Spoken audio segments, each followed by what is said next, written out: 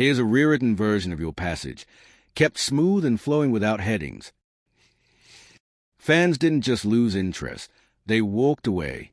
Ticket prices were slashed in half almost immediately, yet even desperate discounts couldn't disguise the truth. People weren't showing up for the league.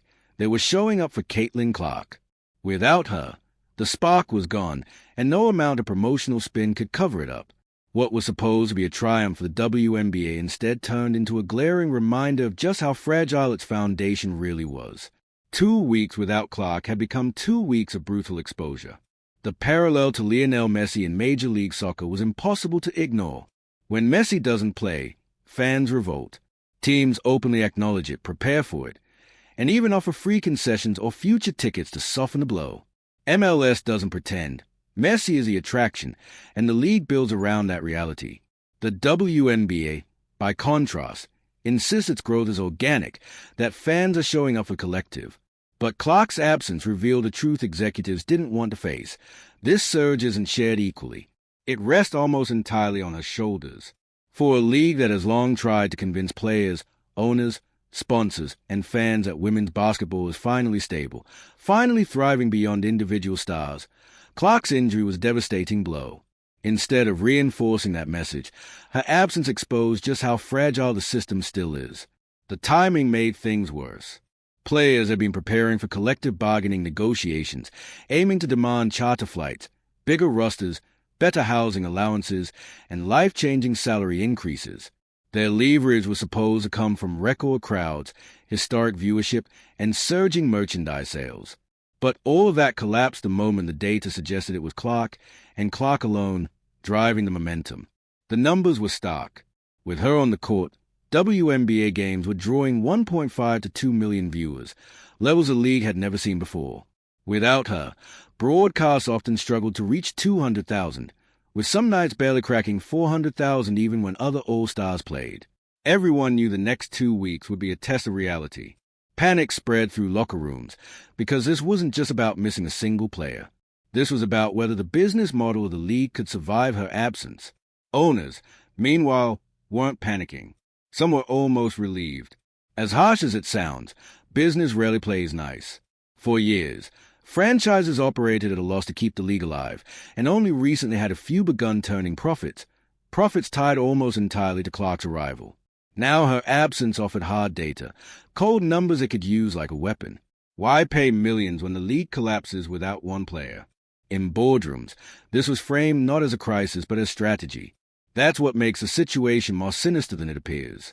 While players wrestled with fear that their long-awaited payday might vanish, executives saw opportunity.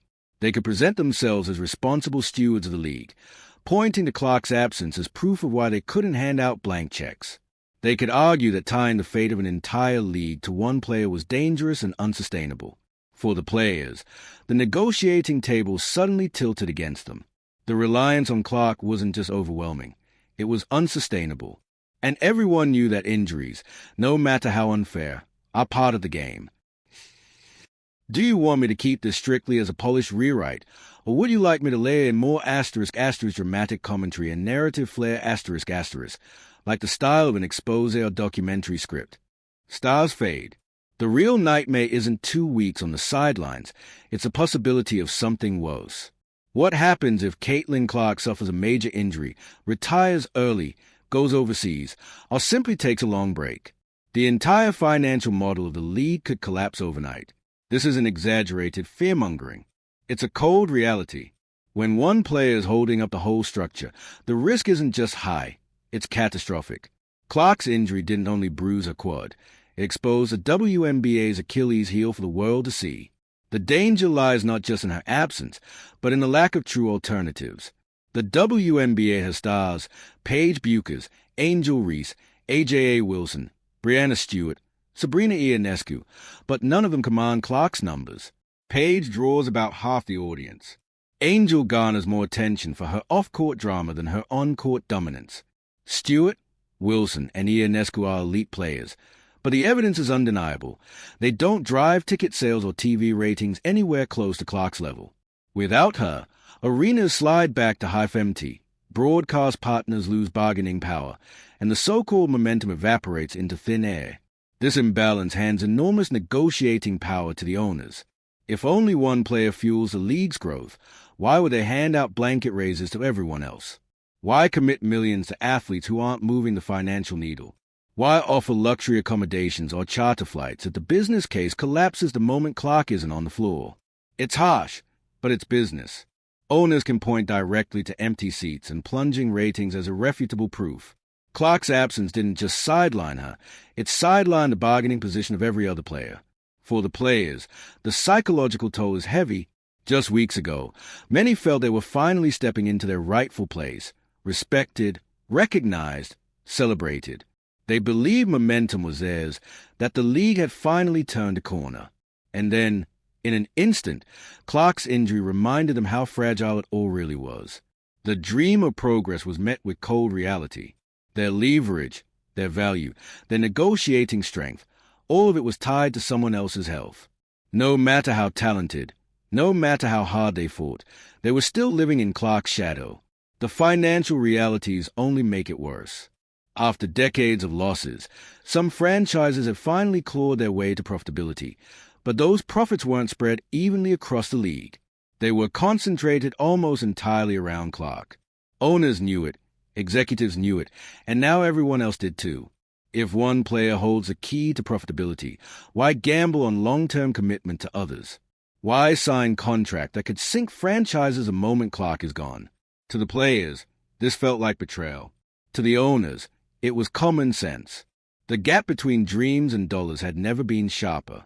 And yet, there's a cool irony at the heart of it. Some argue that Clark's dominance actually strengthens a player's case. If one woman is carrying the league almost single-handedly, doesn't that prove the system is broken? Doesn't that highlight the urgent need to invest in developing and marketing other stars? Pay the players more. Spread the spotlight. Build a foundation that won't collapse when one knee buckles. It's a compelling argument, but also a dangerous one, because admitting it means acknowledging that the current boom isn't sustainable. And that's the very point owners are eager to make themselves. The truth is that Clark's peers simply don't generate the same commercial impact. Paige may electrify highlight reels, Angel may dominate social media, and veterans like Stewart or Wilson may define excellence, but the numbers don't lie. Ticket sales don't surge without Clark. Ratings don't spike without Clark. Merchandise doesn't fly off shelves without Clark. The league has stars, but not equals. Until it does, her injury gives owners a perfect excuse to argue that massive pay raises and lavish benefits are not just unreasonable, they're impossible. For the players, the timing could not be worse. This was supposed to be their moment, the historic contract talks that would finally secure what generations before them had only dreamed of, the chance to lock in charter flights, better housing, and real salaries that reflected their worth. Instead, they find themselves cornered, negotiating not from strength but from weakness. The dream of using record attendance as leverage now threatens to unravel into a nightmare of cold statistics, proving a league is only as strong as its most fragile star, valuable as one person. And that is a devastating bargaining chip to lose. The next 2 weeks loom like a trial by fire. Every game without Clark becomes a referendum. Every empty seat, every low rating, every missed sale grows more evident for owners to bring to the table. It's as if the league is on display, stripped of its biggest star, forced to reveal its true value. And everyone knows the numbers will be ugly. That's why players are panicking. Not just because Clark is hurt, but because the brutal reality is about to be laid bare for all to see. No more spin, no more narratives, just truth. Even more complex is the fact that Clark herself isn't directly losing money here. She's locked into her rookie contract, making a fraction of what she's worth. The players most at risk are her peers who are counting on a rise to fuel their own payday. Without Clark, their demands crumble. Without Clark, their leverage evaporates. And so, the cruel twist emerges. Clark's injury may hurt others financially more than it hurts her. While she remains bound by low wages, everyone else was hoping to cash in on the boom she created. That contradiction fuels deeper resentment. Why should one woman's shoulders bear the weight of an entire league? Why should her body, her health, her every move decide the futures of hundreds of other athletes? It's unfair, yes, but it's also reality. And the league has done little to change it. Instead, they've leaned into her popularity, milked every highlight, every appearance, every soundbite. They built their empire on her back. And now they face the consequences of that decision. If she falters, everything falters. The system wasn't designed to survive without Caitlin Clark. This raises the biggest, most haunting question of all. Can the WNBA ever truly become a multi-star league? Or will it always rely on one transcendent figure to keep the lights on? History doesn't paint a hopeful picture. From Lisa Leslie to Diana Taurasi to Sue Bird to now Caitlin Clark, the league has always revolved around singular icons. But never before has one player's shadow loomed this large, this quickly. The next 2 weeks won't just test the WNBA's financial resilience. They'll test whether women's basketball can sustain itself beyond one unstoppable name. The timing makes it a nightmare scenario. Just as negotiations reach their most critical stage, just as the players felt closest to their breakthrough, Clark's injuries strip away their advantage. Now, instead of fighting for historic change, they may be forced to accept scraps. The chance to rewrite their futures could become the moment they realize how little leverage they actually hold. For athletes who believe they were on the brink of transformation, it is devastating.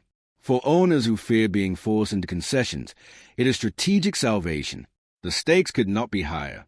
Every day that Clark remains out is another day of reckoning, another empty seat, another low rating, another nail in the coffin of bargaining power.